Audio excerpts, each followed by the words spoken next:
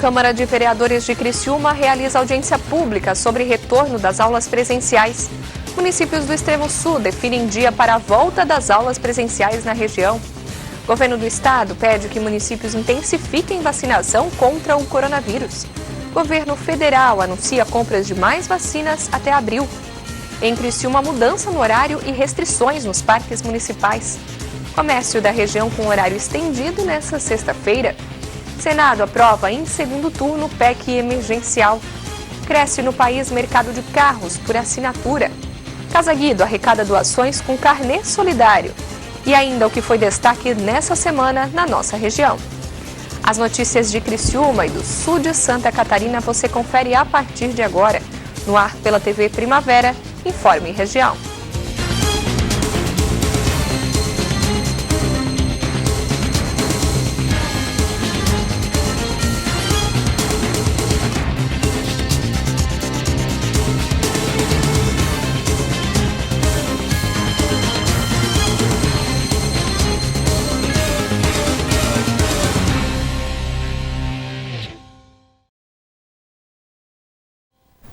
Hoje, sexta-feira, 5 de março de 2021. Para você que acompanha a TV Primavera, uma boa tarde. Uma audiência pública foi realizada em Criciúma na noite de ontem para discutir o retorno às aulas presenciais no município. A unificação dos protocolos sanitários no combate ao coronavírus em escolas públicas e privadas foi a principal pauta da audiência pública de autoria da vereadora Giovana Mondardo, do PCdoB, que foi promovida nesta quinta-feira.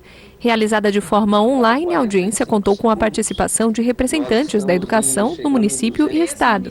A coordenadora regional de educação da Gered falou sobre o plano de contingência que tem sido adotado nos municípios de cobertura da gerência. Nós precisamos partir do princípio de uma discussão de retorno à volta às aulas, que é um retorno planejado, executado e avaliado a muitas mãos. Como disse a deputada que participou das equipes, gestoras que organizaram primeiramente o plano estadual de contingência, assim aconteceu também nos 12 municípios da ANREC. Em todos os municípios, nós temos os comitês municipais que organizaram o plano de contingência de cada município e, a partir dele, cada unidade escolar, com a sua comissão escolar, que nela temos representantes da gestão, professores, alunos, pais, enfim, toda a comunidade escolar teve a sua representatividade nesta comissão escolar. A coordenadora reforçou ainda em sua fala que optar ou não pelo retorno às aulas presenciais é uma decisão individual. A escolha de participar das atividades presenciais é da família. O aluno ele não é obrigado a participar das atividades de forma presencial, ou seja, é dado a ele o direito de escolha entre o ensino presencial e o ensino remoto. Ao longo da audiência pública, os participantes puderam enviar questionamentos através de formulário que foram lidos e registrados pela vereadora proponente. Ao final, foram dados alguns encaminhamentos. Fomentar mais transparência nos dados de educação e saúde relativos à implementação dos protocolos de saúde nas escolas.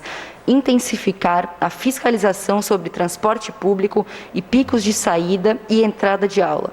Fortalecer ações de apoio às APAES para garantir a segurança na implementação de protocolos de combate ao Covid. Fomentar mais transparência nos dados de educação e saúde relativos à implementação dos protocolos de saúde nas escolas, para que o município possa juntar forças para assegurar vacinação dos profissionais da educação, que o município possa juntar forças regionalmente para assegurar a compra das vacinas. Os secretários de Educação e de Saúde de Criciúma também foram convidados a participar da audiência pública, mas comunicaram previamente que não poderiam comparecer devido a outros compromissos. Nos municípios do Extremo Sul catarinense, as aulas presenciais devem voltar no dia 16 de março. A definição saiu de uma reunião realizada na última quarta-feira. Os prefeitos da Associação dos Municípios do Extremo Sul Catarinense, a AMESC, estiveram reunidos com a Promotoria de Justiça de Araranguá e de Sombrio nesta quarta-feira. No encontro foi discutida a situação da Covid-19 e foi definido que as aulas da rede municipal de ensino retornam de forma presencial no dia 16 de março. Já no município de Maracajá, o retorno será antes, no dia 8. Outras mudanças na definição devem ser realizadas apenas se até lá o estado de Santa Catarina tiver um decreto maior de lockdown. Segundo o presidente da AMESC, prefeito de São João do Sul, Moacir Francisco Teixeira, os prefeitos mantêm um momento de cautela, ouvindo as autoridades, analisando decretos e a população. Além dos promotores que participaram de forma presencial, estavam na reunião de forma online promotores de outras comarcas da região do Extremo Sul e ainda representantes da saúde, educação, assistência social e jurídicos dos 15 municípios, além de membros da diretoria do Hospital Regional de Araranguá. O governo de Santa Catarina recomendou aos municípios que intensifiquem a vacinação contra a Covid-19. A recomendação veio por meio de uma nota de alerta emitida nesta quinta-feira. O documento, encaminhado pela Diretoria de Vigilância Epidemiológica, traz algumas recomendações para que a campanha de vacinação contra a Covid-19 seja intensificada em todo o estado. De acordo com o documento, os municípios devem definir estratégias para que, a partir do recebimento de nova remessa de doses, seja dada continuidade imediata à aplicação das vacinas nos grupos prioritários e elencados no Plano Estadual de Vacinação. O principal objetivo é acelerar a campanha em todo o estado. A diretoria ressaltou que o estado tem recebido um pequeno quantitativo de doses, mas elas têm vindo com certa frequência, praticamente todas as semanas. Portanto, essas doses não podem ficar paradas. A orientação é para que elas sejam aplicadas assim que chegarem aos municípios. Caso o município encerre a vacinação nos idosos com 80 anos ou mais, por exemplo, tem autonomia para iniciar a vacinação nos idosos com 79 ou 78 anos e assim sucessivamente. No documento são citados ainda alguns formatos de organização para acelerar a aplicação e cumprir as medidas de prevenção. Algumas opções são a ampliação do horário de atendimento ou oferecimento de horários alternativos para vacinação, a realização de atendimento domiciliar para pessoas com dificuldades de locomoção, aplicação no esquema drive-thru e a busca ativa nos grupos prioritários que apresentam baixa cobertura. E há previsão de mais vacinas no país. Durante a transmissão ao vivo nas redes sociais, o presidente Jair Bolsonaro falou em 20 milhões de doses da vacina em março e mais 40 milhões em abril. Eu sempre disse, havendo a certificação por parte da Anvisa, nós compraremos aquela vacina, não interessa qual país seja o fabricante. E assim começamos a fazer. Então nós temos contratados no corrente ano, o ministro Pazuello, 400 milhões de doses até janeiro do ano que vem. 400 milhões de doses contratadas. E temos 178 milhões em tratativas. Nesse mês de março agora, teremos no mínimo 20 milhões de doses disponíveis. Eu falo no mínimo porque é no mínimo mesmo. Tá? Não vou falar 30 milhões, se chega a 29 milhões, vamos criticar a gente. A seguir, Senado aprova PEC que permite prorrogação do auxílio emergencial.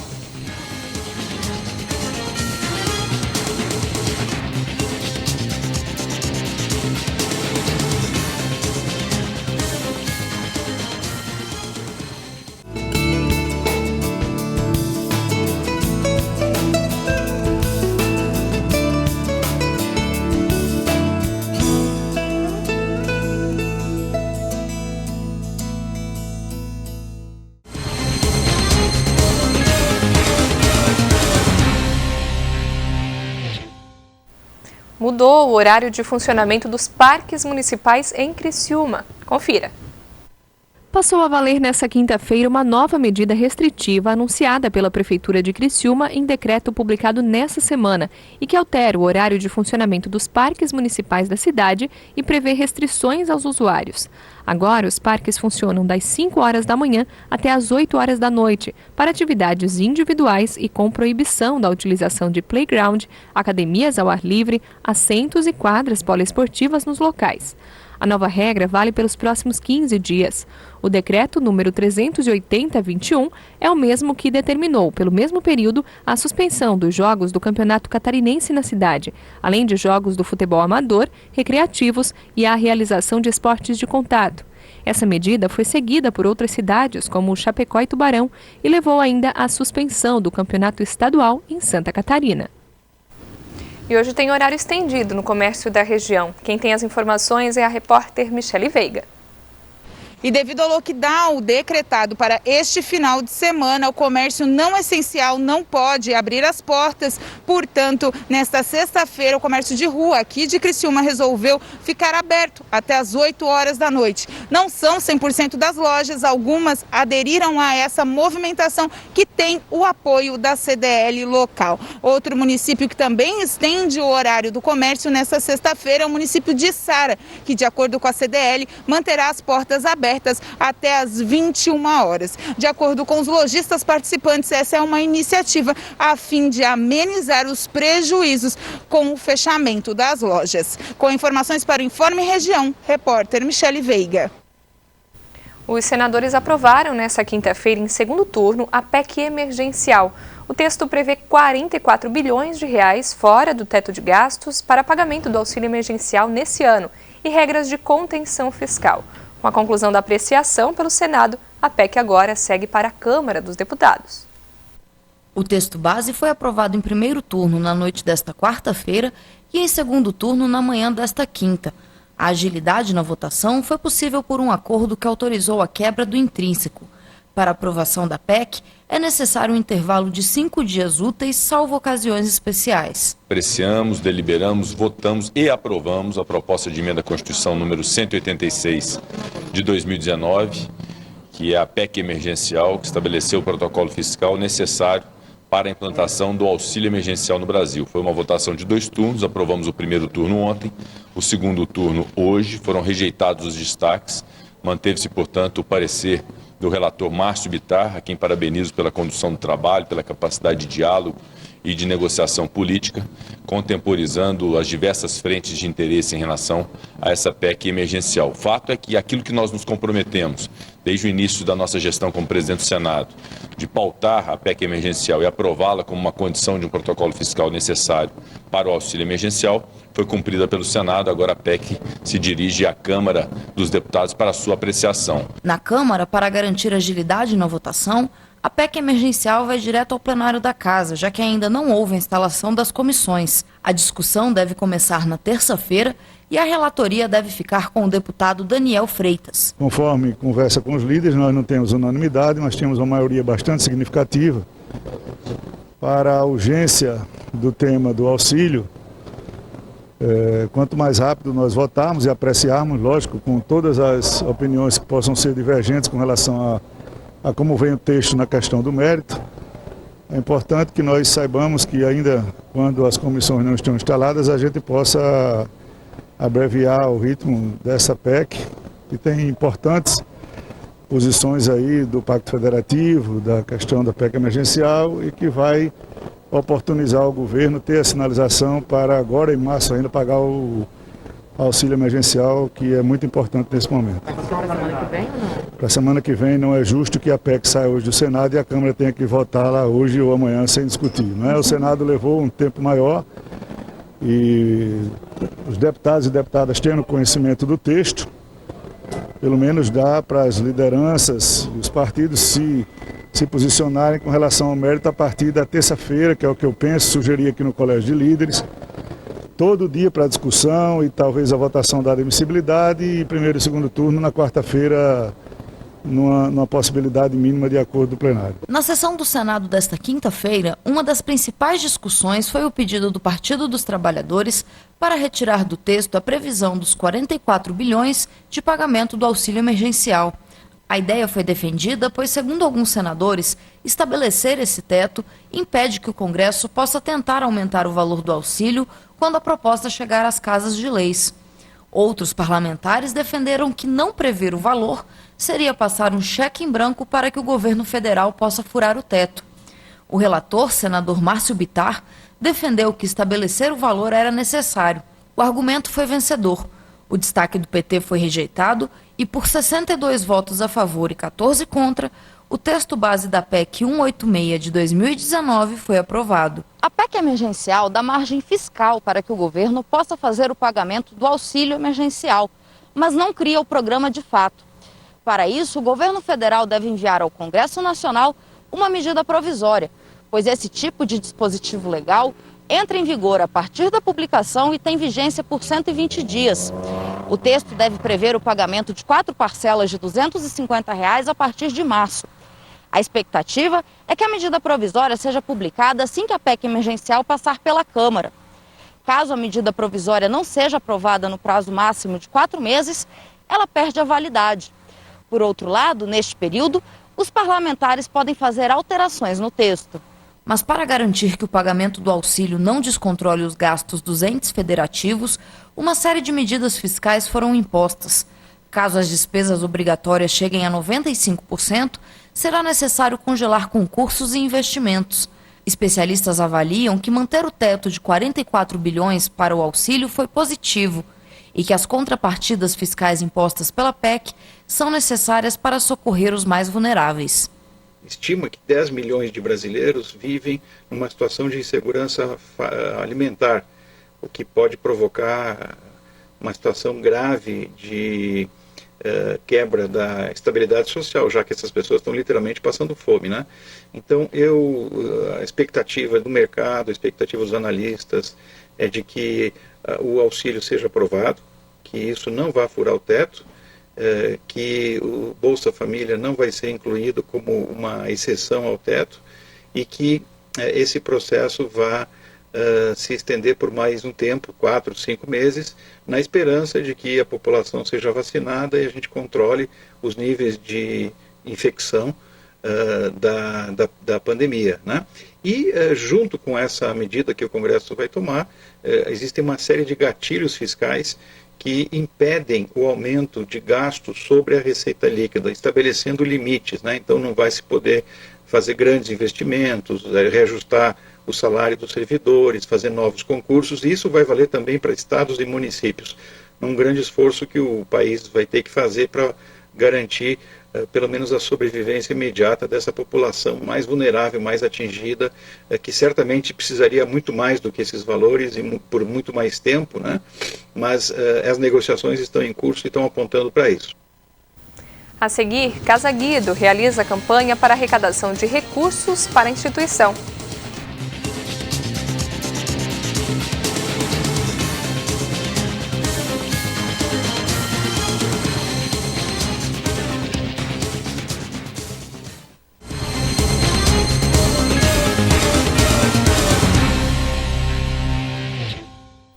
Uma tendência na Europa e nos Estados Unidos começa a conquistar consumidores brasileiros.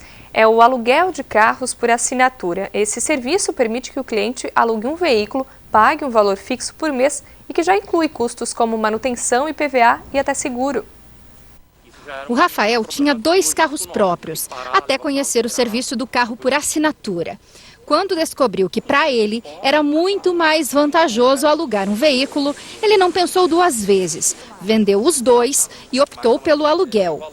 Ainda mais quando fez os cálculos e percebeu que economizaria pelo menos 25% ao ano. Claro que o nível de serviço, então, e ver também se tinha o carro que eu queria. Então, não é toda locadora que de repente tem um carro premium.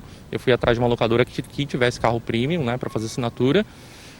O custo médio anual, isso também levei bastante em consideração, então eu vou ter uma economia também no ano, isso é importante. Carros, para mim, só depreciam, né, de ano a ano, então valeu muito mais a pena eu acabar alugando por causa disso. Fim das contas, a economia realmente compensa? Compensa, principalmente porque nós vendemos os carros, olha só que interessante, a gente vendeu 2 carros que nós tínhamos, no mesmo porte que esse, investimos, então a gente pegou esse dinheiro, aplicou não em bolsa nem nada, mas investimos em negócios, que hoje geraram muito mais resultados. Então a gente não precisou descapitalizar para comprar um carro, pelo contrário, ele capitalizou a gente e com esses novos carros por assinatura a gente ainda paga menos anualmente do que pagaria por um financiamento, porque muitas vezes você paga 2, 3 carros no financiamento, não é mesmo? O carro por assinatura já é uma tendência consolidada na Europa e nos Estados Unidos e agora tem conquistado o público brasileiro. O serviço permite que o cliente alugue um automóvel por 1, 2 ou até 3 anos e pague um valor fixo por mês, que já inclui todos os custos. O brasileiro tem o hábito, tem a cultura de achar que o veículo é um patrimônio, é um bem, quando na realidade, desde o momento que você adquire, ele só perde valor. Ele não só traz gastos, como ele se deprecia. Então, a grande diferença, a grande vantagem de ter um carro por assinatura, é o que nós costumamos dizer, que você só tem a parte boa, só a utilização do veículo, né? Aquela parte burocrática de custos, a compra, a venda ao final do período, né, na troca de veículo, tudo isso a pessoa deixa de ter essa preocupação. Quando contratou o carro por assinatura, além da comodidade, é claro que o Rafael quis saber de economia. Porque ele só tem que se preocupar em encher o tanque do carro. Manutenção, IPVA, licenciamento e seguro, nada disso. Fica por conta dele. Tudo, até a gestão de multa, isso é interessante. Então eu não fico sem pagar nenhuma multa, né? Eles sempre mandam uma multa com antecedência e a gente já sabe que precisa pagar. Seguro, eu nem sei qual que é a seguradora. Claro, esse carro tem seguro, né? Mas eu não preciso nem me preocupar com isso, porque eu sempre ligo para a empresa que eu assinei. Para usar um carro por assinatura, o motorista deve analisar e escolher qual categoria que mais atende suas necessidades e o que cabe no bolso, como, por exemplo, se vale a pena alugar um carro popular ou até um carro de luxo. Então, o ideal é você entender o seu perfil, que modelos você gosta, que marcas, modelos, e qual é a utilização que você vai ter. Nós temos uma consultoria nesse sentido, ajudamos o cliente a escolher a melhor opção segundo a característica, segundo as necessidades dele. Para o Rafael, a economia do carro por assinatura valeu tanto a pena que comprar um veículo já não faz mais parte dos planos. Pensa em comprar carro de novo? Não, jamais, nunca mais.